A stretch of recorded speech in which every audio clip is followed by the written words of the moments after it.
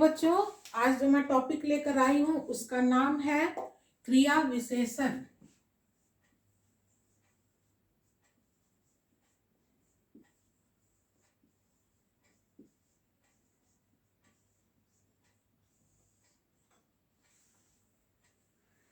क्रिया विशेषण की उत्पत्ति कहाँ हुई? तो पहले ही हम पढ़ चुके हैं शब्द रचना में कि जब प्रयोग के आधार पर शब्द का निर्माण हुआ तो इसको दो भागों में बांटा गया। पहला विकारी और दूसरा अविकारी। विकारी का मतलब होता है परिवर्तन। विकारी का मतलब होता है परिवर्तन। तो वैसे शब्द का निर्माण हुआ जिसमें कि लिंग वचन कारक और काल। जिन शब्दों पर लिंग वचन कारक और काल का प्रभाव पड़ता था उन शब्दों को कहा गया विकारी। यानी लिंग के कारण उस शब्द में परिवर्तन हो जाता था। लिंग के चलते, लिंग है, वचन है, कारक और काल, इन चारों के कारण, या किसी में दो या किसी में तीन, कोई जरूरी नहीं है, लेकिन इन्हीं चारों के कारण जिस शब्द में परिवर्तन हो जाता था, बदलाव आ जाता था, उन शब्दों को कहा गया विकारी शब्द। और वे शब्द कौन कौन से थे? संज्ञा था, संज्ञा में विकार आ जाता है, सर्वनाम, क्रिया और विशेषण।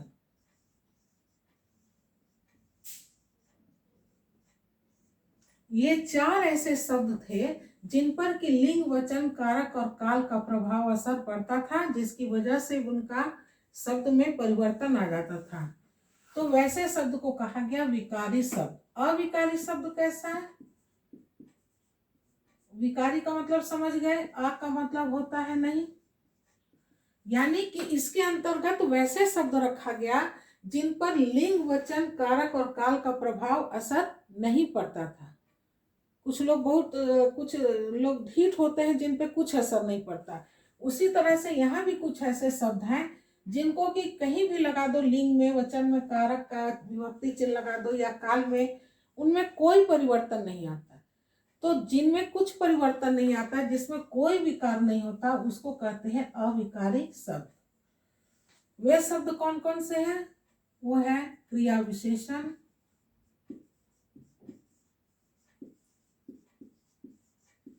विशेषण, समुच्चयबोधक,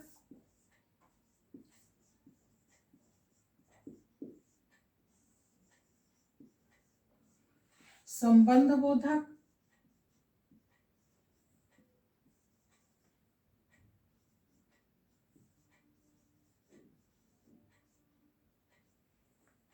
विस्मयादि बोधक,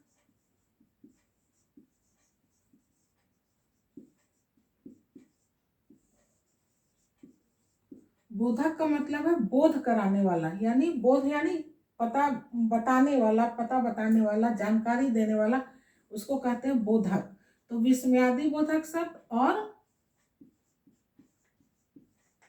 योजक, सॉरी निपात, योजक तो गई, निपात। समुच्चयबोधक को ही योजक कहते हैं। समुच्चयबोधक शब्द बोले या फिर योजक शब्द बोले।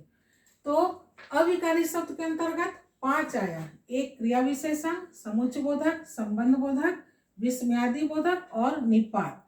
ये 5 प्रकार के शब्द हैं जिन पे कि लिंग वचन कारक और काल का कोई प्रभाव नहीं पड़ता। तो आज हम लोग अविकारी शब्द भी पढ़ रहे हैं, विकारी पूरा पढ़ लिए हैं। अब अविकारी शब्द के बारे में जानेंगे, जिसमें कि पहला है क्रिया विशेषण। तो आज हमारा यही टॉपिक है, क्रिया विशेषण। अब देखो, क्रिया विशेषण जो है ये 2 प्रकार के शब्द से मिलकर बना है। एक है क्रिया और दूसरा है विशेषण, जो कि हम लोग पढ़ चुके हैं। क्रिया क्या है? जिस शब्द से काम का होना, काम का होना या करना,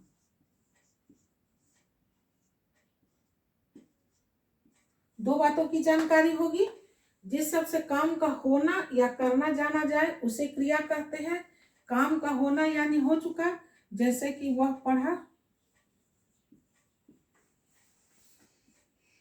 वह पढ़ा यानी पढ़ लिया, काम खत्म हो गया, ये होना हो गया। वह पढ़ रहा है, वह पढ़ रहा है, या फिर वह पढ़ेगा,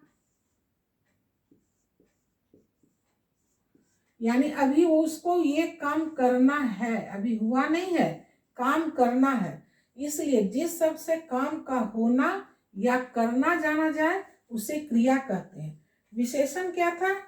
संज्ञा या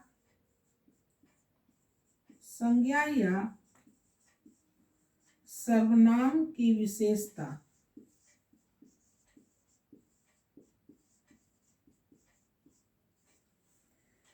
जो शब्द संज्ञा या सर्वनाम की विशेषता बतलाएगा उसे विशेषण कहते हैं। विशेष से ही बना है विशेषण, है ना। तो संज्ञा या सर्वनाम की विशेषता बताने वाले शब्द को सर्वनाम कहते हैं, और काम का होना या करना जाना जाए उसे क्रिया कहते हैं। क्रिया विशेषण इन दोनों का सम्मिश्रण है, मिला हुआ है। जो शब्द क्रिया की विशेषता बतलाएगा उसे कहेंगे क्रिया विशेषण। क्रिया विशेषण, क्रिया यानी काम, अविशेषण यानी विशेषता, यानी किसकी विशेषता बताएगा? क्रिया का, काम का। तो जो शब्द क्रिया की विशेषता बतलाए उसे क्रिया विशेषण कहते हैं। जैसे वह तेज चलता है, अब यहाँ चलना क्रिया है, कैसे चल रहा है? वो तेज चल रहा है। तेज क्या हो गया? क्रिया विशेषण हो गया।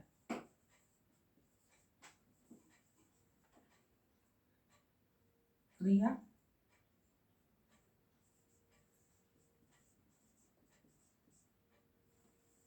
तेज क्या हो गया? क्रिया विशेषण हो गया, और चलना क्या हो गया? क्रिया हो गया।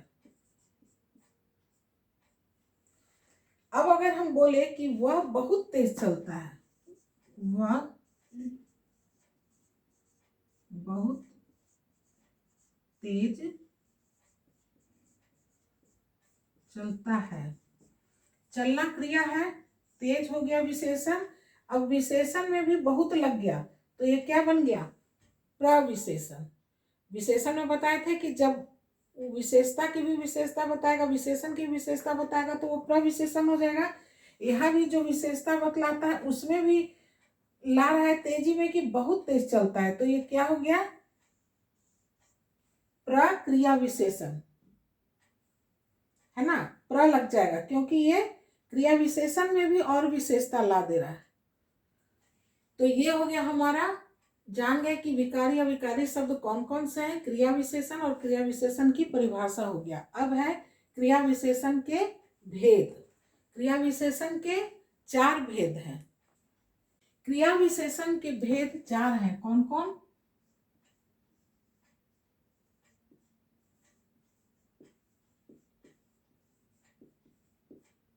क्रिया विशेषण के भेद कौन कौन है? वो 4। पहला है रीतिवाचक। रीतिवाचक क्रिया विशेषण,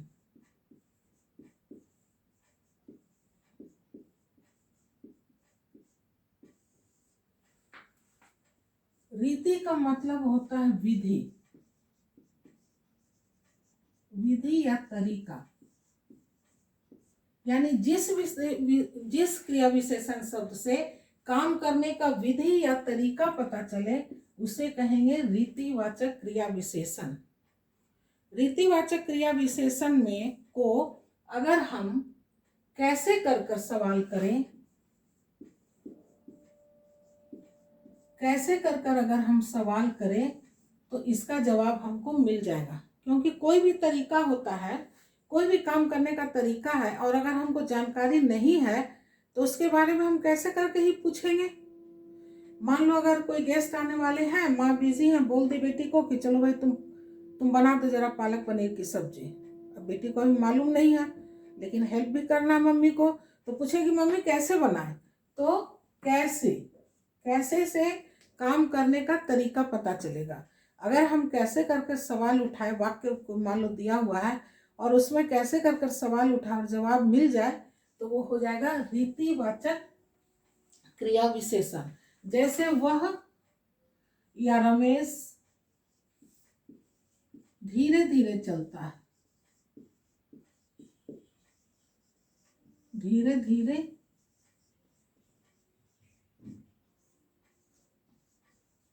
चलता है। अब रमेश का चलना क्रिया है, कैसे चल रहा है वो, तो धीरे धीरे चल रहा है। उसका चलने का तरीका क्या है, बहुत धीरे धीरे चल रहा है। और हो सकता है कि झटपट तैयार हो जाओ, झटपट तैयार हो जाओ। अब कहीं अचानक से प्रोग्राम बन गया कि चलना है, तो चलो चलो अब झटपट जल्दी जल्दी तैयार हो चलो, तो जल्दी जल्दी भी हो सकता है, झटपट भी हो सकता है। तैयार हो जाना क्रिया है, और कैसे तैयार होना है, झटपट जल्दी से तैयार हो जाना है, कम समय में एकदम तैयार हो जाना है, जितना कम समय में तैयार हो जाए। तो इस प्रकार का शब्द जो है वो हो जाएगा रीतिवाचक क्रिया विशेषण। जिस क्रिया विशेषण शब्द से काम करने का विधि या तरीका पता चले उसे रीतिवाचक क्रिया विशेषण कहते हैं। इसमें अगर कैसे कर हम सवाल करें तो हमको जवाब मिल जाएगा। दूसरा है कालवाचक, कालवाचक क्रिया विशेषण।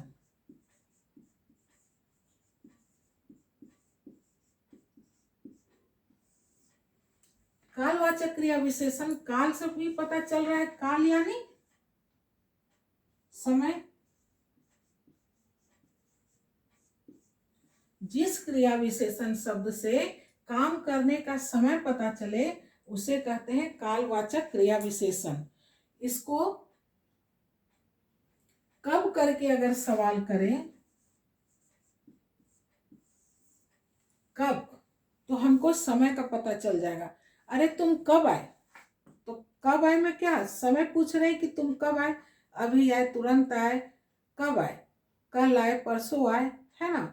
तो कालवाचक क्रिया विशेषण में जब हम कब कर सवाल उठाए, प्रश्न पूछे और जवाब मिल जाए, क्रिया से संबंधित, क्रिया से संबंधित हमको प्रश्न करना है। इसमें भी क्रिया से संबंधित कैसे पूछेंगे, इसमें भी क्रिया शब्द से संबंधित कब कर अगर हम सवाल करें और जवाब मिल जाता है समय का, तो वो हो जाएगा समयवाचक कालवाचक क्रिया विशेषण।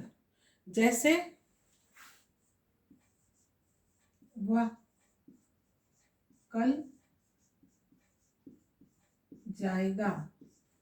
अब जाना क्रिया है, इससे संबंधित हम सवाल करेंगे, जाना है उसको, पूछेंगे कब जाएगा, जवाब मिल गया कल, तो कल क्या हो गया, ये कालवाचक क्रिया विशेषण हो गया।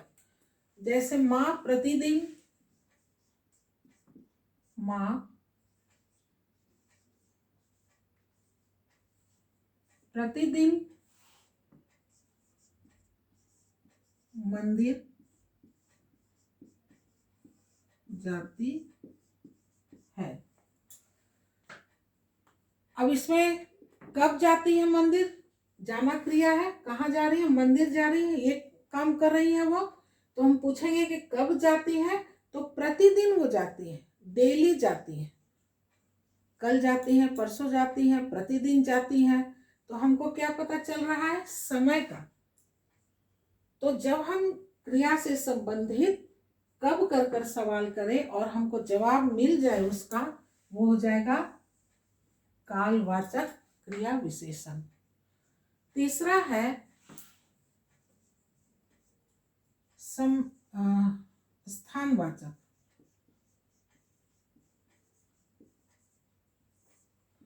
स्थानवाचक क्रिया विशेषण। जिस क्रिया विशेषण शब्द से स्थान, स्थान यानी जगह, जिस क्रिया विशेषण से क्रिया के जगह या स्थान का पता चले उसे स्थानवाचक क्रिया विशेषण कहते हैं। अब स्थान में क्या पता चलेगा? स्थान में यहाँ, वहां, ऊपर, नीचे, ये सब पता चलेगा। जैसे कि एग्जाम्पल है, आयाम, भीतर, गया। गया क्रिया है, इससे संबंधित पूछेंगे कि गया, कहाँ गया। ओ सॉरी, ये तो बताए नहीं। इसको अगर हम कहाँ करके सवाल करेंगे तो हमको स्थान के बारे में पता चल जाएगा। जैसे गया, कहाँ गया? तो भीतर गया या अंदर गया, तो स्थान पता चल रहा है, जगह का पता चल रहा है। आशी, तो भीतर बाहर हो गया। आशी ऊपर गई, आशी कहाँ गई? जाना क्रिया है, पूछेंगे कहाँ गई? ऊपर गई, तो ऊपर क्या हो गया? स्थानवाचक क्रिया विशेषण हो गया। चौथा है परिमाणवाचक, परिमाणवाचक क्रिया विशेषण।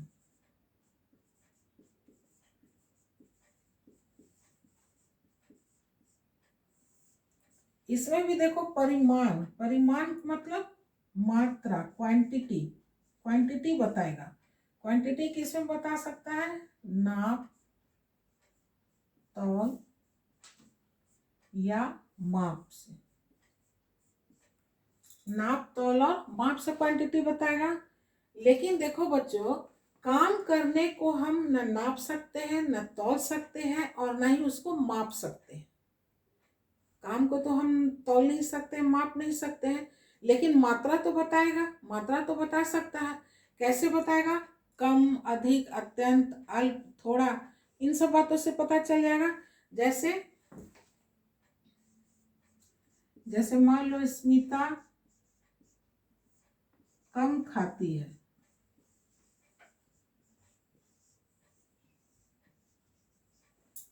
खाना क्रिया है, कितना खाती है? कम खाती है। इसको हम कितना से सवाल करेंगे? क्रिया से संबंधित अगर हम कितना कर कर सवाल उठाएंगे तो हमको जवाब मिल जाएगा। कितना खाती है? कम खाती है। मायरा बहुत बोलती है।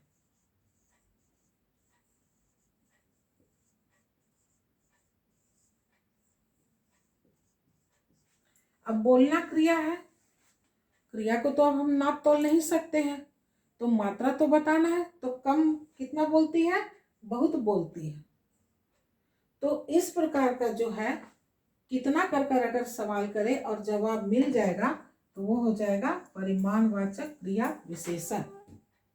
ये हो गया हमारा क्रिया विशेषण के भेद, उसकी परिभाषा बता दिए और एग्जाम्पल दे दिए। शॉर्ट में फिर से थोड़ा सा बता दे रहे हैं। क्रिया विशेषण के भेद 4 है। रीतिवाचक क्रिया विशेषण, कालवाचक क्रिया विशेषण, स्थानवाचक क्रिया विशेषण और परिमाणवाचक क्रिया विशेषण। रीतिवाचक, रीति का मतलब होता है तरीका या विधि। जिस क्रिया विशेषण शब्द से काम का रीति या विधि या तरीका का पता चले उसे रीतिवाचक क्रिया विशेषण कहते हैं। जैसे रमेश धीरे धीरे चलता है, झटपट तैयार हो जाओ का इसका है कि इसमें अगर हम क्रिया से संबंधित कैसे कर कर सवाल उठाए तो इससे में हमको जवाब मिल जाएगा। दूसरा है कालवाचक क्रिया विशेषण। जिस क्रिया विशेषण शब्द से काल या समय का पता चल जाए उसे कालवाचक क्रिया विशेषण कहते हैं। जैसे वह कल जाएगा, माँ प्रतिदिन मंदिर जाती है। इसमें अगर हम कब क्रिया से संबंधित कब कर कर सवाल उठाए तो हमको जवाब मिल जाएगा। जैसे वह कल जाएगा, कब जाएगा? तो कल जाएगा। जाना क्रिया है, उससे सवाल किए, कब जाएगा? तो कल जाएगा। तीसरा स्थानवाचक क्रिया विशेषण। स्थान यानी जगह, तो जिस क्रिया विशेषण शब्द से काम करने का स्थान या जगह का पता चले या बोध कराए उसे स्थानवाचक क्रिया विशेषण कहते हैं। इसमें क्या है, अगर क्रिया से संबंधित हम कहाँ कर सवाल उठाए तो जवाब मिल जाएगा। जैसे आयन भीतर गया, आयान कहाँ जाना भीतर है, कहाँ गया आयान, भीतर गया। आशी ऊपर गई, कहाँ गई आशी, गई कहाँ गई, ऊपर गई। चौथा और अंतिम है परिमाणवाचक क्रिया विशेषण। जिस क्रिया विशेषण शब्द से मात्रा का, अब यहाँ नाप तौल माप नहीं लिखेंगे, नाप तौल और माप को नहीं लिखेंगे क्योंकि नाप तौल और माप का यहाँ काम नहीं है। यहाँ हम थोड़ा मात्रा बताएंगे, थोड़ा और अधिक में बताएंगे। तो जिस क्रिया विशेषण शब्द से परिमाण या मात्रा का पता चले, काम करने का परिमाण या मात्रा पता चले, उसे परिमाणवाचक क्रिया विशेषण कहते हैं।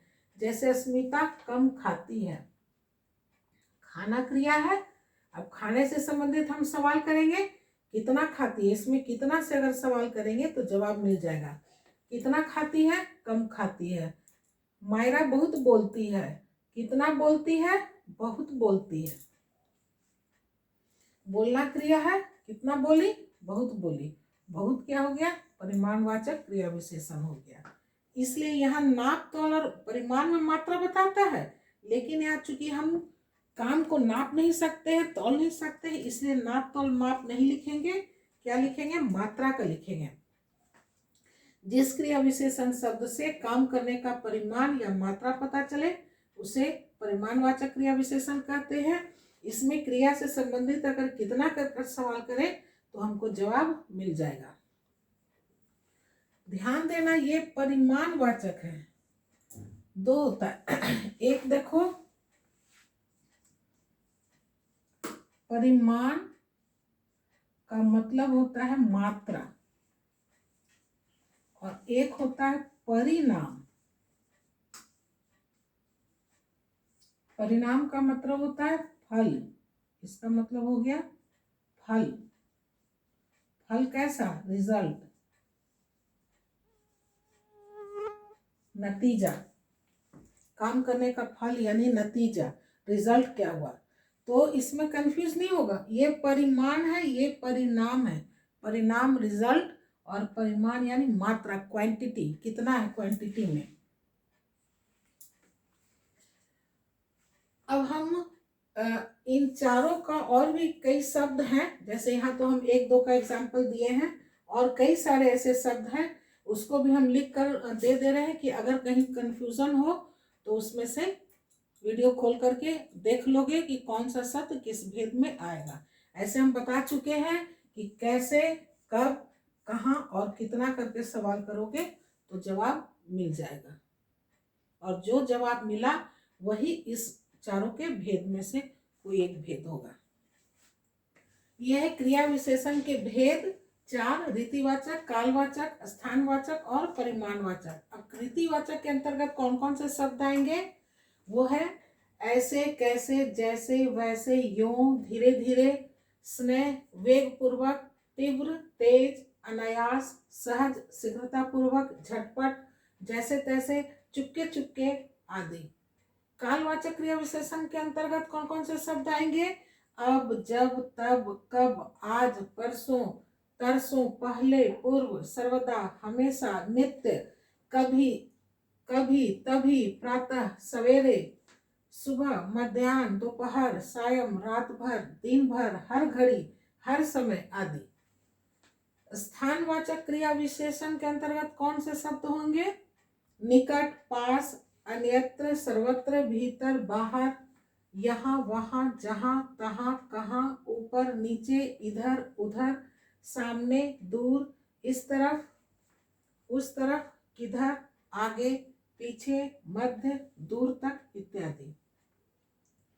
परिमाणवाचक क्रिया विशेषण के अंतर्गत इतना, उतना, जितना, कितना, बहुत कम, अधिक, ज्यादा, आवश्यकता से अधिक, सबसे अधिक, जरा, थोड़ा, अति, अत्यंत, पर्याप्त, थोड़ा थोड़ा, अल्प, केवल इत्यादि शब्द आएंगे।